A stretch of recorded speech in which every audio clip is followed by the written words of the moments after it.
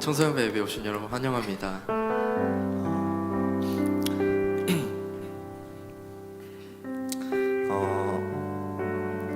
정말 지금 이 자리에 나와 있는 친구들이 결코 쉽게 이 자리에 나왔다고 저는 생각하지 않아요. 이렇게 계속 마스크를 쓰면서도 시간을 내서 나오고 정말 여러분을 정말 축복하는 시간 가졌으면 좋겠습니다. 같이 찬양하겠습니다.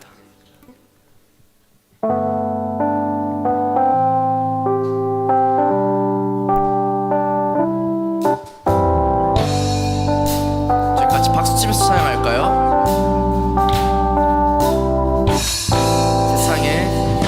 세상의 유혹 시험이 내게 몰려올 때에 나의 힘으론 그것들 모두 이길 수 없네. 거대한 폭풍 가운데 위축된 나의 영혼 어찌할 바를 몰라 헤매이고 있을 때 세상의 유혹 시험이 내게 몰려올 때에 나의 힘으론 그것들 모두 이길 수 없네. 거대한 폭풍 가운데 위축된 나의 영혼 어찌할 바를 몰라 헤매이고 있을 때 주는 찬양 손을 들고 찬양 전쟁은 나에게 속한 것 아니니 주는 찬양 손을 들고 찬양 전쟁은 하나님께 속한 것이니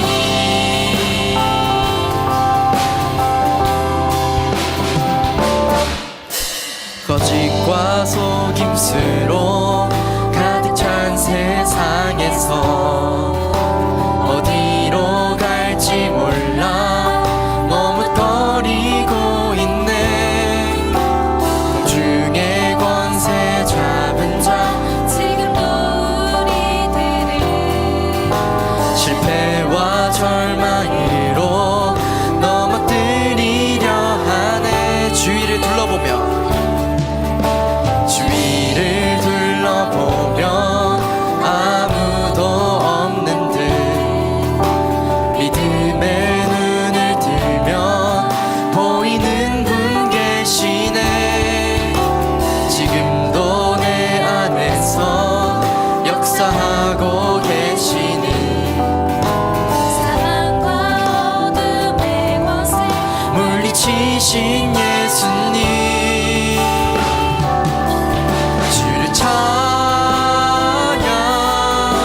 손을 들고 찬양 전쟁은 나에게 속한 것 아니니 주를 찬양 손을 들고 찬양 전쟁은 하나님께 속한 것 주를 찬양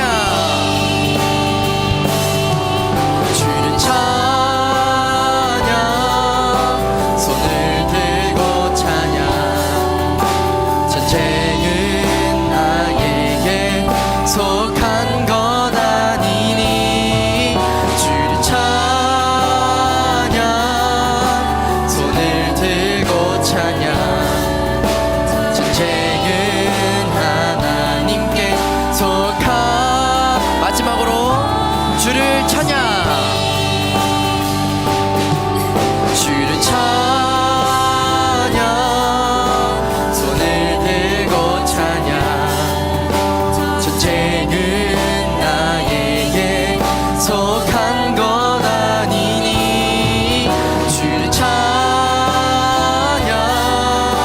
손을 들고 찬양 전쟁은 하나님께 속한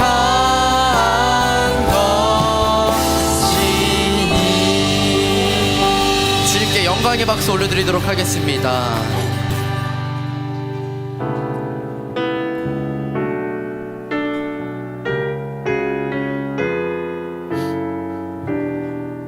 같이 성령이 오셨네 고백하도록 하겠습니다.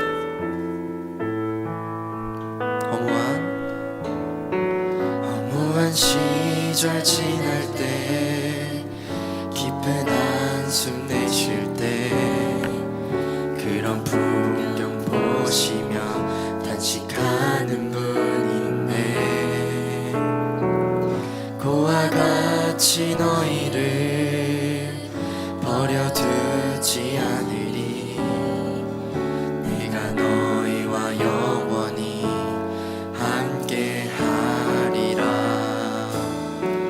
성령이 오셨네. 성령이 오셨네. 내 주에 보내신 성령이 오셨네. 우리 인생 가운데 친히 찾아오셔서 그 나라 꿈꾸게 하시네. 허무한 시절 지날 때 깊은 한숨 내쉴 때 단식하는 분이 있네. 고와 같이 너희를 버려두지 않으리. 내가 너희와 영원히 함께하리라. 억눌린 자 갇힌 자 자유함이 없는 자 피난처가 계시는 성령이 오셨네. 주의 영이 계신 곳에 주의 영이 계신 곳에 참 자유가 있다네. 진리의 영이신 성령이 오셨네. 성령이 오셨네. 성령이 오셨네. 내 주에 보내신 성령이 오셨네. 우리 인생 가운데 친히 찾아오셔서 그 나라 꿈꾸게 하시네. 성령이 오셨네. 성령이 오셨네. 성령이 오셨네. 내 주에 보내신 성령이 오셨네. 우리 인생 가운데 친히 찾아오셔서 그 나라 꿈꾸게 하시네. 성령이 오셨네. 성령이 오셨네. 내 주에 보내신 성령이 오셨네. 우리 인생 가운데 친히 찾아오셔서 그 나라 꿈꾸게 계속해서 고백하도록 하겠습니다. 성령이 오셨네. 성령이 오셨네. 성령이 오셨네. 우리 주에 보내신 성령이 오셨네. 우리 인생 가운데 친히 찾아오셔서 그 나라 꿈꾸게 저희 시간 같이 기도하도록 하겠습니다. 기도하시겠습니다. 저희가 허무한 시절이 지나더라도 깊은 한숨을 내쉬더라도 저희를 사랑하시고 저희를 놓지 않는 주님을 저희가 묵상하고 예배하기 원합니다. 주님 이 시간 저에게 찾아오셔서 인도해 주시고 저희 엎드릴 수 있도록 붙잡아 주시옵소서. 주님 함께 하시고 인도해 주시옵소서.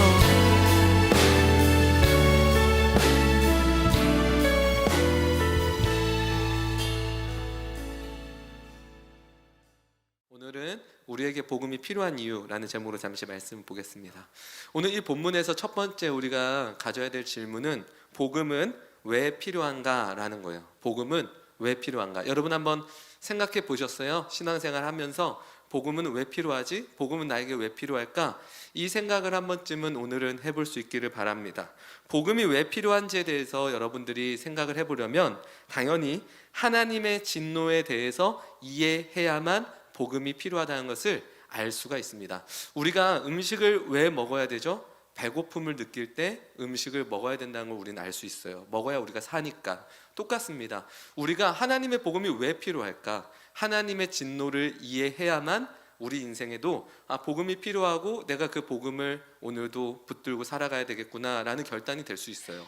그러니까 내가 복음대로 살 거야. 나에게 복음이 정말 왜 나는 복음이 느껴지지 않지? 왜 나는 복음이 다른 사람들처럼 내 인생에 훅 들어오지 않지라고 생각이 든다면 오늘 하나님의 이 진노에 대한 이해를 다시 한번 해본다면 분명히 그 안에 여러분들 안에 놀라운 일들이 일어나기 시작할 겁니다. 하나님의 진노에 대해서 우리가 한번 성경을 통해서 살펴볼 텐데요. 이런 질문들로 시작을 해볼게요. 하나님의 진노는 언제 나타나는가? 하나님의 진노는 언제 나타나는가? 그리고 왜 나타나는가? 하나님은 왜 진노하는가? 여러분 한 주간 화낸 적 있으시죠? 진노한 적 있으시죠? 없어요. 축하드려요. 네, 여러분 이번 주에 막 진노하거나 화낼 때는 반드시 그만한 이유가 있을 때 그래요. 이유 없이 화내는 사람 보면은 여러분 이해가 안 되잖아요, 그렇죠? 하나님은 이유 없이 우리한테 진노하시지 않으세요. 분명한 이유가 있어요. 그러니까 그걸 오늘 한번 알아보자라는 거예요. 하나님은 왜 진노하실까? 그리고 그 진노는 우리에게 어떻게 나타나는가? 여러분들이 화나고 분하고 진노하기 시작하면 그것들이 삶에서 드러나기 시작해요. 그렇죠? 만약에 누군가가 여러분들 너무 화가 난 상태인데 평소에는 받아줄 수 있는 장난을 여러분들 탁 했다고 쳐보세요. 여러분 그때 받아줄 수 있어요? 아니죠. 갑자기 막 다 토해내기 시작하죠. 그러니까 진노하게 되면 그것이 우리 안에 나타나게 돼 있어요. 그럼 하나님의 진노는 우리에게 어떻게 나타날까? 이 질문부터 벌써 놓친 사람들은 오늘 그냥 네 힘내세요. 그 다음부터는 놓쳤다. 무슨 얘기하는 걸까? 네, 유튜브로 다시 꼭 보시고 저도 유튜브로 제 설교를 들으면서 잠들어요. 네, 제가 들어도 자요. 제가 들어도 잠드는데 여러분들이 웃음소리가 이렇게 들려요. 거기 보면 어떻게 들리나 몰라요. 마이크가 있나? 막 박혜민 깨깨깨깨 막 이 소리가 막 들려요. 그래서 설교 듣다가 설교는 안 들고 그게 더 재밌어. 막 내가 웃겼어. 한 번, 두 번, 세 번. 이 웃음소리가 또 들어갈지도 몰라요. 여러분 이 질문들을 기억하세요. 하나님의 진노는 언제 나타나는가? 하나님은 왜 진노하시는가? 그리고 그 진노는 우리한테 어떻게 나타나는가? 자, 봅시다. 오늘 본문의 말씀이에요. 18절을 한번 볼까요? 하나님의 진노가 불의로 진리를 막는 사람들의 모든 경건하지 않음과 불의에 대하여 하늘로부터 나타나나니. 하나님의 진노가 왜 나타나는지 나와 있어요. 언제 나타나는지 나와 있어요. 뭐예요? 경건하지 않음과 불의 때문에 하나님은 진노하신다라는 거예요. 경건하지 않음에 대해서 아마 선생님들이 설명을 쭉 해주셨을 거예요. 경건하지 않음이란 하나님과의 올바른 관계를 갖지 않는다는 거죠. 그렇죠? 하나님은 하나님으로서의 자리에 있고 나는 피조물로서의 자리가 있고 하나님의 권위는 하나님의 권위가 있고 나는 나의 권위가 있는 거예요. 근데 그것들이 이제 사라지기 시작하는 거예요. 내가 하나님을 예배하지 않고 하나님의 뜻을 따르지 않고 하나님과의 관계가 명확하지 않을 때 이것이 경건하지 않음이죠. 그래서 경건하지 않다라는 건요 사람끼리 얘기하는 게 아니라 하나님과 우리의 관계를 말할 때 뜻해요. 예를 들어 야 박혜빈 너 나한테 경건하지가 않다? 이러면 제가 말도 안 되는 말을 하는 거예요. 근데 불의는 뭐예요? 불의? 이웃과 이웃 안에 우리가 불의를 말해요. 사람이요 사람을 사랑하고 사람을 목적으로 대하며 이 사람과의 참된 관계를 누리며 살아가는 것이 우리가 이 땅에서 살아가는 방식들입니다. 왜요? 하나님께서 사람을 사랑하셨어요. 그리고 하나님께서 사람을 존귀하게 만드셨어요. 그래서 우리가 서로 하나님과의 관계도 중요하지만 내가 이 땅을 살아가면서 우리가 맺고 사는 관계들 매우 중요하거든요. 근데 요즘 사람들이 어떻습니까? 이 사람을 수단 삼기 시작해요. 내가 이용할 수 있을까? 얘를 어떻게 하면 내 밑으로 들어오게 만들 수 있을까? 그러니까 사람을 사람으로서 대하기보다는 사람을 어떤 식으로든 내가 이용하려고 한다거나 아니면 시기한다거나 미워한다거나 이 사람을 통해서 내가 뭔가 얻어내려고 한다거나 이것들이 우리 안에 불이라는 거예요. 불이. 잘못된, 사람과 사람을 대하는 거에 잘못된. 제가 10대 때 가장 못했던 것 중 하나가 이 사람과 사람의 관계를 어떤 식으로 맺어가며 살아가야 되는가, 이거에 대해서 거의 듣지 못했어요. 거의 듣지를 못했어요. 교회에 나와서 예배를 아무리 드려도 이런 식의 이야기는 들어보지 못했어요. 그래서 사람과 사람과의 관계에 대해서 그렇게 신경 쓰며 살지 않았죠. 하나님과의 관계는 그렇게 신경 쓰며 살면서도 이 반대쪽에서는요, 물이 자꾸 샌 거예요. 여러분들은 사람에 대해서 어떻게 생각하고 있어요? 내 주변에 있는 내 친구들, 아니면 내가 만나는 사람들, 내 주변에 있는 모든 사람들에 대해서 여러분 어떤 자세와 어떤 마음과 어떤 동기로 그들을 대하고 있으십니까? 그것이 우리 안에 오늘 질문이 돼야 돼요. 왜? 하나님은요, 경건하지 않은 자와 불의한 자에게 진노하시기 때문이에요. 하나님은 그것 때문에 진노하신대요.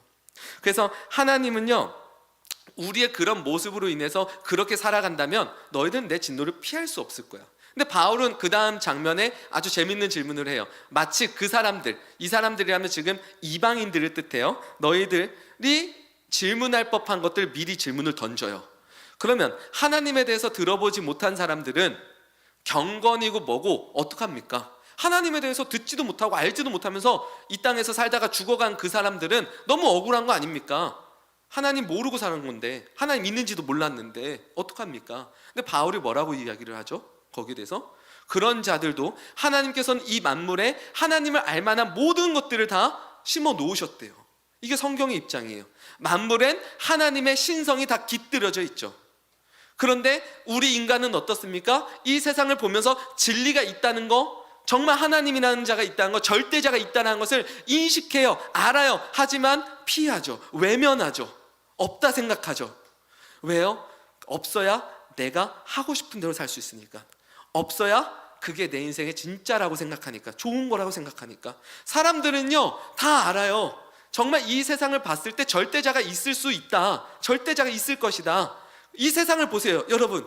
이 모든 것들이 어떻게 만들어졌어요? 물론 이 만물이 갖고 있는 하나님에 대해서 나타내는 건 한계가 있어요. 그래서 우리는 지금을 살아가는 시대가 정말 저는 복이라고 생각해요. 우리에게 뭐가 있어요? 성경이 있어요. 이 성경을 특별계시라고 해요.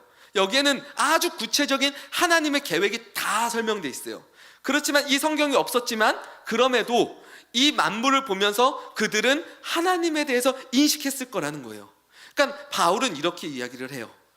그 누구도 하나님을 알지 못했다라고 핑계대지 못할 것이다. 하나님의 진노하심 앞에 너는 경건하지 못했어. 너는 불의하게 살아갔어. 너 왜 그렇게 살아갔어? 너는 내 진노의 대상이야. 근데 이 사람이 하나님 앞에 서서 질문을 하는 거예요. 하나님, 제가 하나님에 대해서 듣지도 못하고 이렇게 온 겁니다. 저 억울합니다.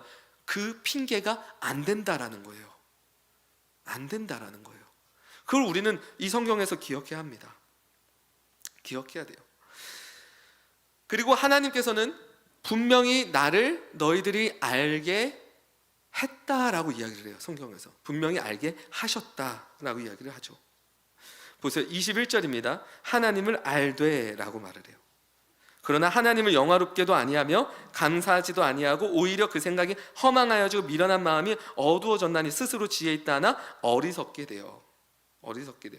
이런 사람들이 이제 어떤 모습들이 나타납니까? 하나님이 있는 걸 알지만 그 하나님을 영화롭게 하지 않고, 그 하나님을 믿으며 살지 않고, 하나님 뜻대로 살지 않고 외면한 채 내가 스스로 지혜 있다라고 생각하며 살아가는 거예요.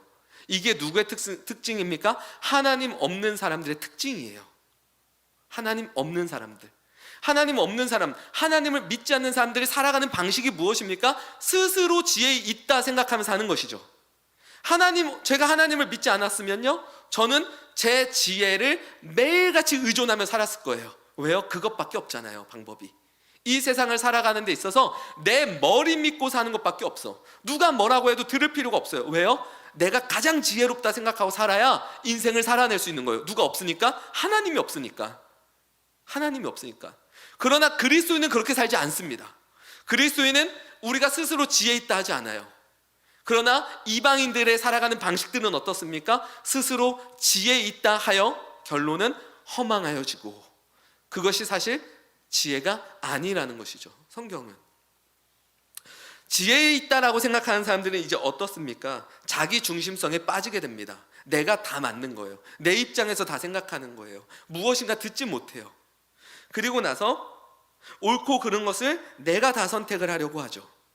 그런 사람들 우리에게 질문할지도 몰라요. 그래, 우리라는 존재는 구원을 받아야 된다. 여기 나는 동의할게. 구원을 받아야 된다는 것까지는 내가 동의할게. 여기까지만 와도요, 이 믿지 않는 사람은요, 상당히 그래도 수준이 있는 거예요. 여러분 살아갈 때 여러분들의 생각과 여러분들의 마음과 여러분들의 욕망에 대해서 내가 구원을 받아야 되겠다라는 생각을 정말 하고 살아가세요? 그런 생각 없이 살아가는 것이 이 시대입니다. 이 시대예요. 적어도 그리스도는 이 생각을 하고 사는 거예요. 오늘 내 생각으로 사는 것이 아니라, 오늘 내 마음으로 사는 것이 아니라, 내 욕망으로 사는 것이 아니라 하나님의 뜻을 듣고 하나님에 맞춰서 살아가는 것이 그리스도인이라는 거예요. 그러나 하나님을 모르는 사람들은 그렇게 살지 않는다는 거예요. 구원의 필요성을 느끼지 못해요. 내가 나를 구원해야 돼요. 내가 살아가는 방식이 맞고 내가 그냥 이렇게 살아가면서 내 존재를 완성해 나간다고 생각해요. 물론 이런 생각조차 없는 게 지금 10대의 가장 큰 문제예요. 오늘날 모든 초점과 관심은 내 존재와 내 인생의 진짜 참된 것, 진리, 이거 다 외면돼 있어요. 어디에 맞춰져 있습니까?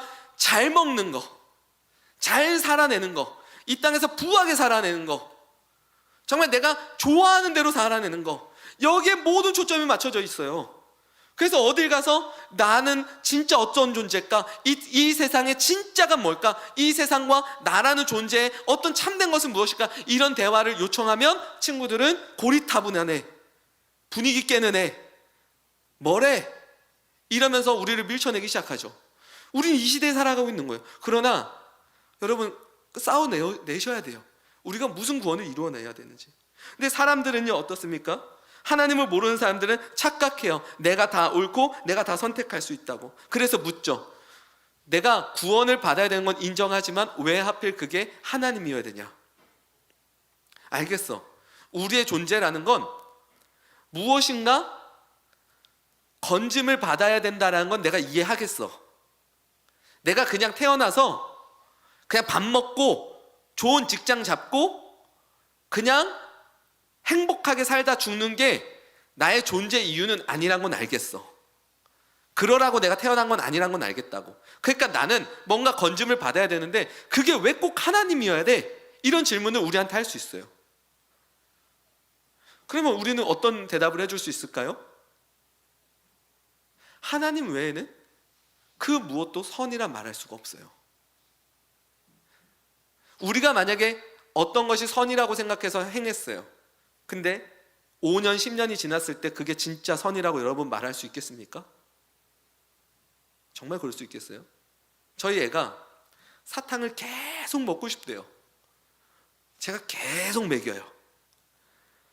그런데 10살 때 당뇨가 왔어요. 10살 때. 그럼 제가 이제 얘를 2살 때부터 사탕을 먹인 거야. 그 얘가 너무 행복해하고 좋아해. 맨날 먹여. 근데 얘가 10살이 됐을 때 당뇨. 그럼 그때 가서 제가 뭘 깨달을까요? 내가 제대로 한 게 아니었구나. 우리는요, 오늘 내가 선을 결정할 수 있는 존재가 아니에요. 내가 어떤 선을, 내가 행한 어떤 행동과 판단과 결정이요, 이게 정말 선하다라고 우리가 그것들을 구별할 수 있는 존재가 아니라는 거예요. 우리의 존재는. 근데 스스로 지혜 있다라고 생각하는 사람들은 뭐라고 생각하죠? 내가 선을 생각할 수 있다고 생각해요. 내가 선을 결정할 수 있다고 생각해요. 그래서 자신들이 선하다고 하는 대로 사는 거예요. 아무런 이야기를 듣지 않죠. 아무런 얘기를 듣지 않죠. 누구만이 정말 선이 선인 줄 알까요? 하나님이에요. 하나님만 어떤 게 진짜 궁극적으로 선인지 아실 수 있는 분이에요. 그러니까 우리는 의로워지고 선해지려면, 선한 존재로 구원받으려면 누구를 의존할 수밖에 없는 거예요? 하나님을 의존할 수밖에 없어요. 하나님을 떠나서는 그 어떤 선도 선이라 말할 수 없는 거예요, 우리는. 근데 이방인들은 계속해서 그걸 요청해요. 왜 그게 꼭 하나님으로 의로워져야 되느냐? 바울은 거기에 대해서 말하죠. 너희들이 선이라 말해도 그것이 선이 아니다라는 거예요. 그럼 이젠 이런 하나님 없는 사람들의 삶의 끝이 어떻게 갑니까?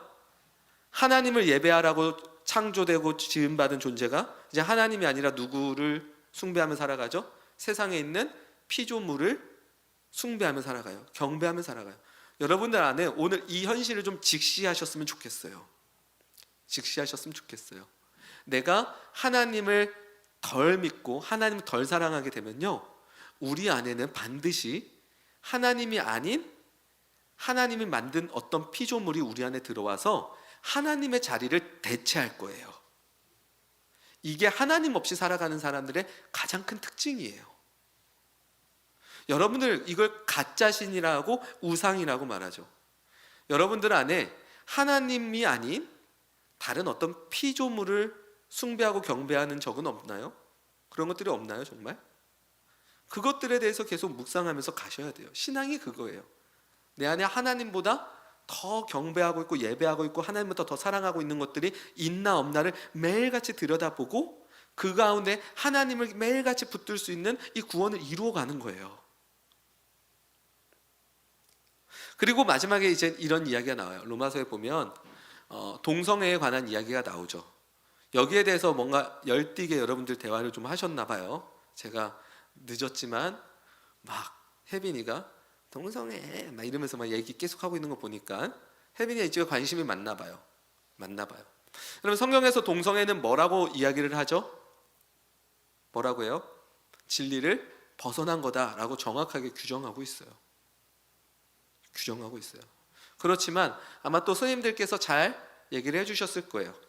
이 동성애자에 대해서 우리가 어떻게 생각을 해야 되는가? 사실 동성애라는 것은 표면에 불과해요. 여러분 진화론 들어보셨죠?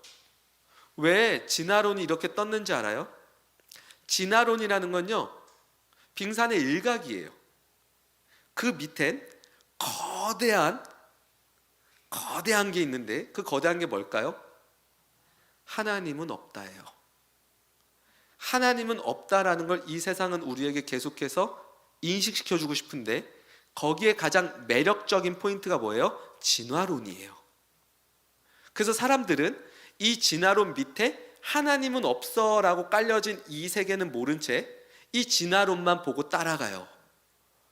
이것만 따라가니까 어떻습니까? 나도 모르게 하나님이 없다가 돼 있어요, 사람들이. 진화론이 사람들한테 각광받아요. 진화론이 사람들이 볼 때 상당히 지혜 있는 것 같아 보여요. 그리고 이게 먹히니까 세상은 진화론적 사고방식을 여러분한테 들이밀기 시작해요.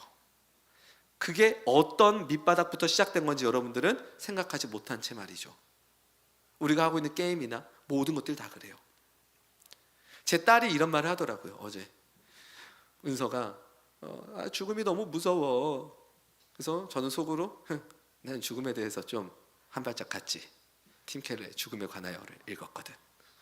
속으로 이 얘기 해봤자요, 뻔해요. 또 왜 그래도 나 죽음이 슬픈데 못 만나잖아. 은서야, 죽음은 우리의 완성이야. 죽음을 통해서 우리는 하나님 나라로 들어갈 수 있어. 그래도 뻔해요. 그래서 속으로 그냥 저는 나는 극복했지. 넌 극복할 수 있을까? 근데 둘째가 갑자기 이래, 가은이가. 근데 죽으면 하나님 만났다가 다시 태어나게 해달라고 하면 되지. 그래서 제가 가은아, 말을 안 꺼낼 수가 없었어. 재워달라고 해서 누워있으면 시비를 걸어 자꾸. 이런 얘기를 하니까 나한테 시비야. 그래서 가은아, 하나님 곁으로 가면 가장 좋은데 왜 다시 이 땅으로 살려달라고 하는 거야?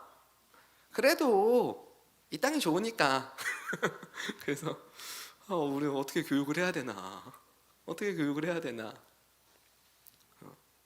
여러분, 이 동성애라고 하는 것이 제가 방금 말씀드린 것도 다 진화론적 사고예요. 애들이 다 거기 빠져 있어요. 그래서 너 죽으면 다시 태어난다 이런 거 어디서 배운 거야? 유튜브에서 그러던데? 이래요. 그래서 응 아니야, 응 맞아, 응 아니야, 응 맞아, 응 나 목사야, 응 그래도 맞아. 이거 뭐 말도 안 돼요. 막 우리 첫째는 나 안 믿는데? 가끔 저한테 이래요. 나 안 믿어 아빠. 뭐? 몰라요. 뭐 빌립보서를 빌림보서라고 하지 않나. 도대체 뭘 빌려오는지 모르겠어요. 주동부에서 빌림보서. 보세요. 이 동성애라는 것도요, 이 밑바닥에 뭐가 깔려 있어요? 인간의 자기중심성이 깔려 있어요. 이게 지금 하나님 없이 살아가는 사람들에 대해서 그 특징을 바울이 쓰고 있는 거예요. 하나님 없는 사람들의 특징은 자기중심성에서 모든 것들을 스스로 선택하고 결정하고 그것이 선이라고 규정하며 산다라는 거예요. 이 동성애도 그거의 하나의 일부예요. 근데 이 동성애가 조심해야 되는 게 하나님보다 내가 더 옳고 내가 더 맞다라는 것이 깔려있기 때문에 무서운 거예요. 근데 여러분, 동성애만 그렇습니까? 또 다른 예들도 얼마든지 많아요. 여러분, 하나님을 붙들고 사셔야 됩니다 라고 하는데 여러분들은 계속 하나님보다 이 세상은 돈이야, 돈 있어야 돼, 돈을 붙들고 살아야지.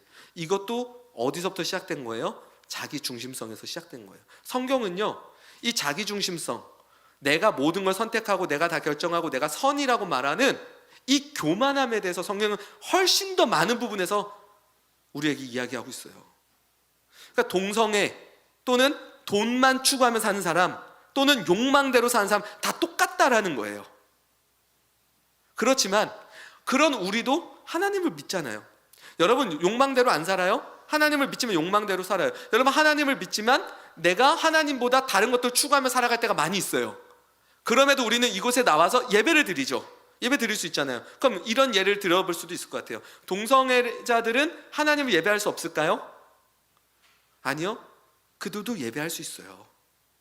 그들도 하나님을 알고 하나님을 믿어요. 그러나 그들에게는 뭐가 더 있는 거예요? 자기중심성이죠. 물론 하나님을 안 믿는 자들도 있겠죠. 교회 안에 보면 말은 못하지만 동성애자가 있을 수 있어요. 그러면 그 사람 동성애자라고 해서 그 사람으로 하나님 안 믿어요 이렇게 말하시면 안 돼요. 왜냐하면 여러분들도 하나님을 믿지만 돈과 명예와 권력과 여러분들의 편함을 추구하며 살아가죠. 같은 거예요. 성경은 그걸 그렇게 하지 말라고 했잖아요. 성경은요, 여러분들의 인생을 방탕하게 쓰지 말라는 거에다 엄청나게 많은 부분을 할애해요. 방탕이 뭐예요? 하나님의 뜻이 아닌 여러분들을 위해서 인생을 그냥 허비하는 걸 방탕이라고 그래요. 술 먹는 거 말고요. 동성애뿐만 아니라, 근데 우리도 여전히 나와서 예배를 드리죠. 제가 예배 드릴 때 어떤 마음으로 항상 예배를 드리냐면요, 여기 딱 앉으면, 예배 자리 딱 앉으면 하나님, 한 주간 제가 하나님 없이 살아갔던 흔적들, 하나님이 내 삶의 주인이 되지 않았던 영역들, 그 모든 부분들을 하나님 다시 오셔서 회복시키시고 그 안에서 하나님께서 다시 통치하여 주옵소서. 하나님의 은혜가 오늘도 나에게 필요합니다. 이 고백이 예배 때 저의 고백이에요. 매주 그렇지 않고 살아갈 수가 없어요. 그러니까 똑같다라는 거예요.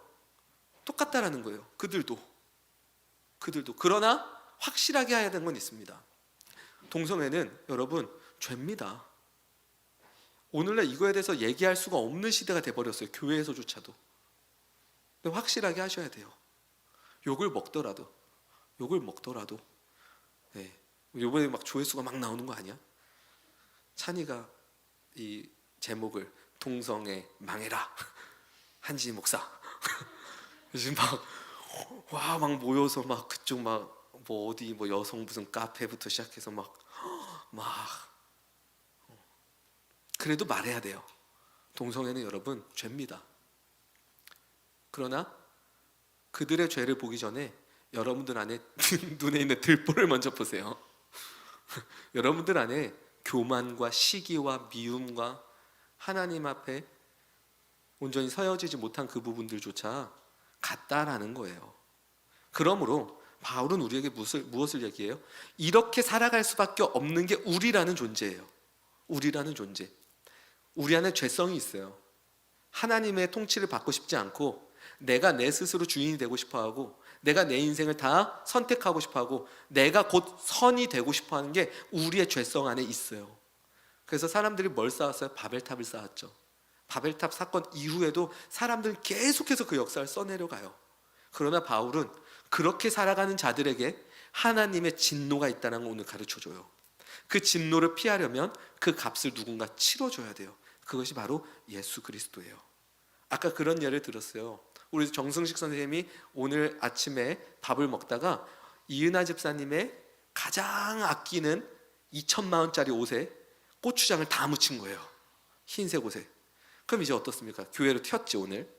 근데 이제 집 들어가면 어떻게 되는 거예요? 네, A, B, C, D 되는 거예요. 그렇죠? 죽는 거예요.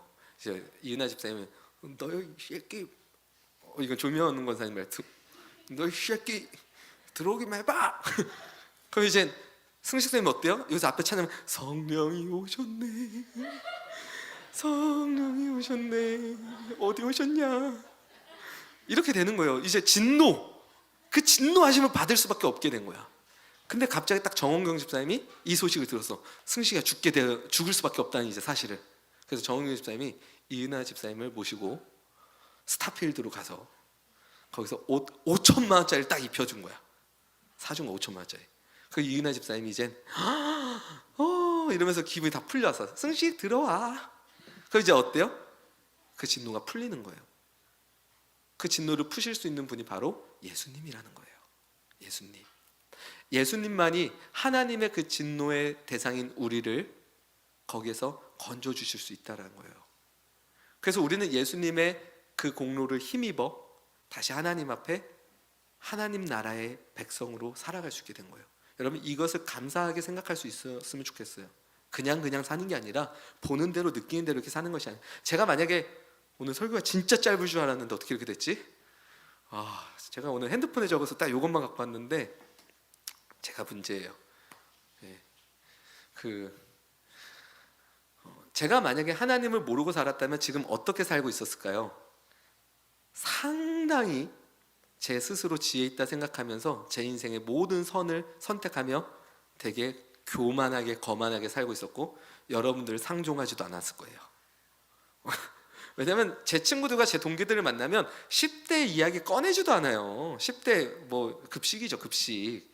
20대 초반 얘기 꺼내지도 않아요. 그런 얘기 꺼내지도 않아요. 야 진이야, 너 요즘 어떻게 사냐? 요즘 나 10대들하고 대화하고 뭐 하는 거냐 너.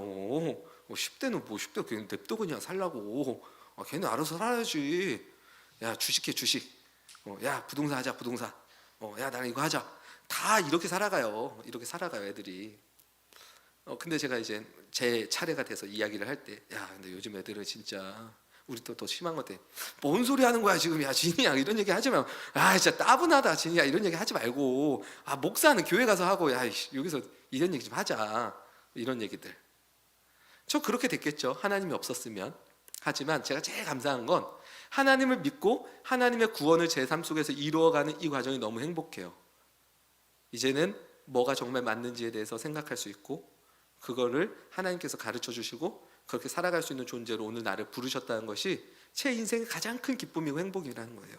여러분들 안에 이 복음이 주는 기쁨과 행복이 회복될 수 있기를 이제 축복합니다. 우리 찬양 한 곡만 하고 마무리할게요. 성령이 오셨네 함께 해볼게요.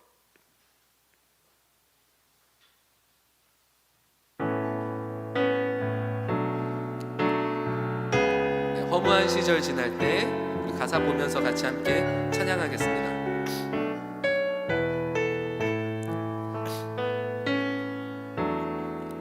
허무한 시절 지날 때 깊은 한숨 내쉴 때 그런 풍경 보시며 탄식하는 분 있네.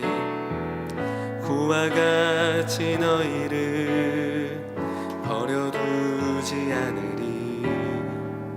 내가 너희와 영원히 함께하리라. 억눌린 자 갇힌 자 자유함이 없는 자 피난처가 되시며 성령님 계시네. 주의 영이 계신 곳에 잠자유가 있다네. 진리의 영이신 성령이 오셨네. 성령이 오셨네. 성령이 오셨네. 내 주에 보내신 성령이 오셨네. 우리 인생 가운데 친히 찾아오셔서 그 나라 꿈꾸게 번 더 합시다. 성령이 오셨네. 성령이 오셨네. 성령이 오셨네. 내 주에 보내신 성령이 오셨네.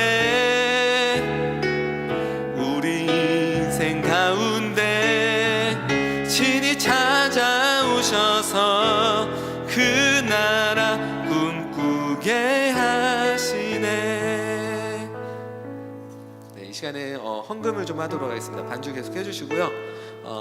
각자 헌금을 좀 준비해 주시고, 준비하신 분들은 한 분씩 나오셔서 헌금을 내고 들어가시면 되겠습니다. 저한테 와서 내시면 돼요. 여기다가. 자, 여러분, 이 고백이 너무 귀하죠. 이 고백이 이런 내용이에요. 아직 뭐 이런 가사를 읽어주거나 이런 찬양할 때 가사가 막 마음에 와닿거나 막 이런 뭐 고백적인 생각들을 못해도 괜찮아요. 아직 그런 상태라 그래요. 네, 제가 한 가지 깨달았어요. 그때 말한 그 꼬맹이 있죠, 한 명, 중2짜리에. 얘가 요즘 진짜 상당히 변했거든요. 어마어마하게 변했어요. 어마어마하게. 그래서 이게 사람 변할 수 있구나, 변하는구나 정말. 여러분들 믿어요. 지금 제가 이 가사를 읽어줘도 뭐 감흥도 없고 뭐 가사를 느끼지도 못하고 할 수 있지만, 어느 날 그런 사람도 보일 때 막 시를 쓰고 있을지도 몰라요. 네. 한번 제가 가사를 보여드릴게요. 허무한 시절 지날 때, 이게 우리의 시절이라는 거예요. 깊은 한숨 내쉴 때, 이게 우리의 정말 우리의 한계라는 거죠. 그런 풍경을 보시며 탄식하는 분이 계시대요. 그리고 고아와 같이 너희를, 우리는 고아라는 거죠. 고아. 그러나 버려두지 않으리, 내가 너희와 영원히 함께하리라. 이 고백의 의미들이 삶 속에서 들어오실 수 있길 바라요. 두 번째가 이거예요. 억눌린 자 갇힌 자라는 거죠. 저는 이 고백을 계속할 때마다 내가 억눌리고 갇힌 자로 살 수밖에 없구나.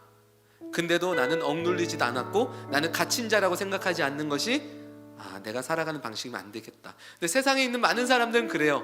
왜 이렇게 억눌리며 살아요? 내가 뭘 억눌려요? 나 하고 싶은 대로 다 하고 사는데요.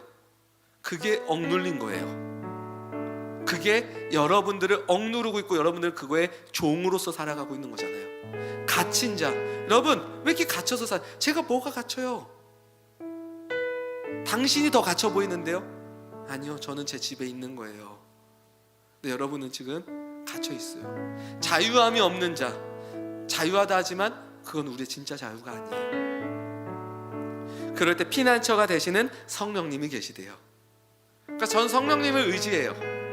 성령님은 우리 안에 인격적으로 우리로 하나님의 뜻을 깨달아 알아가게 하시는 분이 성령님이에요. 여러분, 하나님, 예수님, 성령님, 이 세 분의 의미와 이 세 분의 역할이 여러분들 인생에 균형이 있어야 돼요. 이게 신앙이에요. 매일 하나님 할 때도 있고요, 매일 예수님 할 때도 있고요, 또 어떤 때는 성령님 할 때가 있는 거예요. 성령님은 뭡니까? 우리로 하여금 매일매일 하나님의 뜻을 깨닫게 해주시는 분이에요.